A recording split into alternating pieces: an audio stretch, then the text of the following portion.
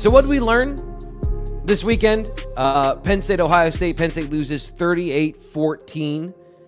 And you might think to yourself, either A, I don't care, and that's fine. I'm not gonna make you learn. But what can you learn about a team that is in this state? No head coach, no starting quarterback. Clearly, the clock has run out on this team. It just has to continue playing 4 more games. There's still things we can learn about the plan for what's coming up in the final 4 games, about this defense, further insight into Jim Knowles' defensive game plan, which to me is still new. Like, this is still new to me. We're learning how all of this stuff works. Even after a full year of studying it, there's more to learn. And I found a new revelation this week that surprised even football people I shared it with. So that's what we're talking about today on this video. If you don't know who I am, I'm Thomas Frank Carr. You can call me T. Frank. This is the Blue White Illustrated YouTube channel. If you like football, film, X's and O's, analysis, all that stuff, try to bring that to you here on the Blue White Illustrated YouTube channel, of course, at bluewhiteillustrated.com. So let's get into our 3 things that we learned this weekend about Penn State's offense and defense against Ohio State. Number 3. So let's talk about run game, which is obviously a problem for Penn State, and it was actually pretty good against Ohio State. The numbers are a little deceiving, but I'll tell you why the numbers are a little bit deceiving here as to what happened to Penn State that allowed a 50-yard explosive run at the end of the game, and it's caused Penn State a lot of problems this year. So it starts with the structure of Jim Knowles' defense, what he wants to do. So let's start with what it should look like. Jim Knowles likes to take his defensive tackles and use them as a wall up the middle. A lot of times, they end up in the A gap, both of them. And that's not normal for a defense. Normally, you have one defensive tackle in the A gap, one in the B gap, and then every other for a linebacker, right? So you're not creating any giant bubbles in the defensive line. He likes to use the defensive line and clog those gaps and take that away, right? So last year against Ohio, as the Ohio State defense got into the 3rd year of this, and yes, Ohio State fans, I'm listening to you now. I'm going back further into the day to find the information. It worked in the last year, but this has been a common theme with Jim Knowles' defense. The problem is if you don't have the horses up front to run this, then the rest of the defensive structure doesn't work as well. So what happens is by clogging up the middle with those defensive tackles, he likes to move his linebackers out further into space and play essentially a safety as a middle linebacker 8 yards off the ball. So you have a triangle in the middle of the defense, and your middle linebacker is deeper than normal and 200-some pounds because he's a safety. What happens when you add extra blockers up the middle, though? So that's what teams have done against Penn State this year, is they've just had a lead blocker through the A or B gap running downhill and forcing that safety and those linebackers at bad angles to fill that extra gap, and it's not going well. This is something Ohio State did last week to great effect. It's something that UCLA did that kind of set the blueprint that we saw a lot of other teams this year replicate, but it crystallized this week against Ohio State because of the explosive run. So here's A and B gap runs with a lead blocker, what I just described. 9.5 yards per carry. Oh my goodness. Now that number is bad, but let's give you the context. It is the 2nd worst among Power 4 teams. 67 out of 68 teams in this very specific category, yes. But there's nothing that an offensive coordinator wants to do more than the safest thing in the world, which is run straight ahead with a lead blocker and get 9.5 yards. Only Mississippi State is worse among Power 4 teams in this particular situation. Like, this is can't come back from this sort of flaw if the thing that every coordinator will do and do mercilessly without restraint is something they can get away with. So again, Ohio State last year, 3rd in the Big Ten at defending this type of run up the middle, but in 22 and 23, 5.5 yards a carry, 14th out of 18 Big Ten teams. So this has been a structural problem for Ohio State and for Penn State under Jim Knowles. And I don't know how it gets better because Ohio State eventually, like even in the years it wasn't really working, they had the horses, right? So they had the defensive linemen. They just needed to get the linebackers and the safeties on board to understand how to do this. And Penn State doesn't have any of those things. Amari Campbell's playing tough football. You got one linebacker, and the defensive line for Penn State really struggles with this. So it's not getting better. And if he stays, they've got to change how they recruit. They've got to change how they recruit defensive tackles. They've got to find LBU, the spirit of LBU again, to make this work. Because theoretically, this is the smart thing to do. if you've got the linebackers and defensive linemen to destroy those blocks, because you're essentially setting a trap where everything's going to collapse on that run, but you need the players to make it work. Very few teams have the players to make it work. Ohio State had to really work through it to get there. So that's what we learned. Something we already knew, but now we've got a name for it. And it's got to change, or maybe the defense coordinator has to change. We'll find out when they hire a new head coach. Let's get to number 2. Number 2. This one's going to be a little bit shorter because it's a little more obvious. Ohio State. Do you remember Indiana Jones, The Temple of Doom? Hopefully there's enough people that are old enough that watch this that have seen the movie. And if not, if you're too young to have seen it, go back and watch it. Like, I watched it as a kid, and it was way old even when I was a kid. But there's a scene where a bad guy reaches into the chest of a sacrifice and pulls out his heart. Just, and then there's a flaming heart in the guy's hand at the end of the scene. That's what happened to Penn State this weekend, as Ohio State went at the strength of the Penn State defense and ripped its heart out. We started the beginning of this year talking about the Penn State secondary, specifically the corners, as the strength of the team, as an elite unit. A.J. Harris, potential All-American. A lot of these guys, we thought, A.J. Harris, if that's the case, he's going to the NFL after 3 years. What about some of these other guys? They have the physical talent that could be a reality. Zion Tracy coming back, if you include him into this conversation. This was the strength of the unit, and Ohio State went right at them. 4 plays, including the run with the defensive weakness we talked about. 4 plays accounted for 210 yards. Nearly half of all of Ohio State's passing and rushing yards came on 4 plays.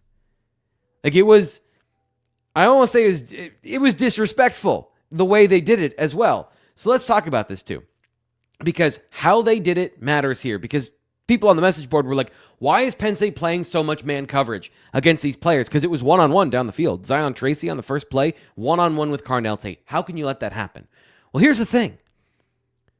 Terry Smith talked about it all week, that he knew we cannot play man coverage and we cannot expose these guys to these situations. You're going to have to a little bit, but like, you can't just play as if this is strength on strength. These are some really talented football players. So what did they do? They played a lot of zone. The first play of the game, Carnell Tate's touchdown, Zion Tracy's playing cover 2. He's the cover 2 safety. And for football people, like, he ran past the cover 2 safety and got 2 yards of separation for a touchdown. When I say, like, that's disrespectful that you would throw that even when a guy has 12-yard head start.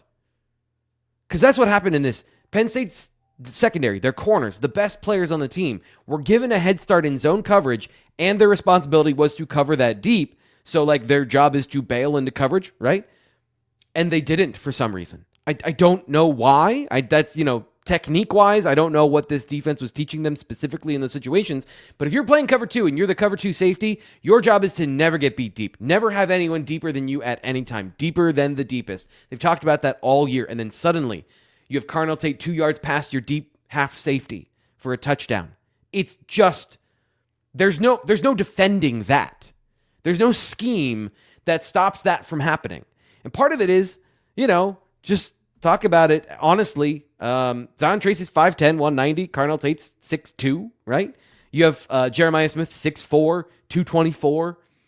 All of these plays, by the way, were zone coverage plays. The second one of the game, I believe it was the Elliott Washington play, they're playing cover 6. So that is another situation where you're playing deep coverage. You have 3 players deep, but 2 of them, like, their responsibility is to not get beat deep. So they're just sharing a quarter of the field. They have one narrow slice of the field that's like, this is yours, don't get beat deep. And they did. And then the final one was actually probably the most demoralizing, because Penn State played it perfectly. There was a situation, the play call was Ohio State wanted to get King Mack to jump on an underneath route, and he didn't. He played it correctly, so it turned into a double team. It was another one of these situations where you're playing a quarters coverage over these 2 players, and you've got the outside player, I believe it was Audavian Collins, Penn State's fastest defensive back, and then King Mack, their other fastest defensive back, both have an 8, 9, 10-yard head start. And Jeremiah Smith just ran past them. So I don't know what to do with that in terms of, like, what the story there is, because I think that these are still good cornerbacks. I think that A.J. Harris, Zakee Wheatley, even Zion Tracy and Andreven Collins, I think they're going to play in the NFL. They've got the speed. They've got the athleticism. But we call this an elite unit. Ohio State showed Penn State what an actually elite unit looks like. Let's get to number one. It's about the offense right after this. Have you heard of Wave Fruit Farm? It's this great farm market bakery and cafe. You can shop with them either at their farm in Port Matilda or downtown State College. No way. Yes, Wave Fruit Farm. They have all sorts of seasonal fruits and veggies. Way cool. No, Wave Fruit Farm. But anyway, you should visit their bakery and cafe. They serve amazing food all day. Way. Fruit Farm! In football and in finance, having a strong game plan makes all the difference. AJ Freedom Financial helps individuals build personalized financial strategies that align with their goals, timelines, and risk tolerance. From investment guidance and retirement planning to 401k rollovers, HSA assistance, and legacy and wealth strategies, AJ Freedom Financial offers thoughtful, one-on-one support backed by industry experience and a commitment to transparency. Whether you're starting to invest, planning for retirement, or you simply want a second look at your financial approach, AJ Freedom Financial is here to help you make informed, confident decisions. Schedule a no-obligation consultation today at www.ajffi.com. Call 866-383-6899 or email info@ajffi.com. Again, that's ajffi.com. Call 866-383-6899 or email info@ajffi.com. AJ Freedom Financial, helping Nittany Lions fans plan for what's next. Securities and investment advisory services offered through Gradient Securities, LLC. Arden Hills, Minnesota, 866-991-1539. Member FINRA, SIPC. Gradient Securities, LLC, and SEC Registered Investment Advisor offers investment advisory services under the DBA of Gradient Wealth Management. Gradient Securities, LLC, and its advisors do not render tax, legal, or accounting services. Insurance products and services offered through AJ Freedom Financial. AJ Freedom Financial and Freedom Financial Insurance, LLC are not affiliated with Gradient Securities, LLC. Number 1. Okay, so this is a philosophical conversation. This is a theory of how you should try and play when you want to protect your quarterback. And first off, I don't believe that's a thing. I don't believe that if you are playing another team that is a good football team, by the way, a complete football team, that you can hide any part of your offense. You have to be able to do all things somehow. And the somehow is the important part. Even if you have a deficiency, finding a workaround for it. The other way of saying to protect your quarterback is you're trying to hide your quarterback. And Penn State was trying to hide its quarterback against Ohio State. I don't mind the idea of not throwing the ball 35 times a game or whatever it is in the situation. It's about the quality of those passing opportunities. Ethan Grunkemeyer, I think, had 25 attempts or something like that. But let's talk about passing and when you decide to do it. Because there is this thing, right, of you don't want to expose your quarterback, so you're going to run the ball and throw screens, and we're going to talk now about first down plays. Because first down is really important. Obviously, it sets the table for what happens on third down. You can either bypass third down with getting 10 yards, or you can set up third and long by getting 0 yards. There is a risk calculus here.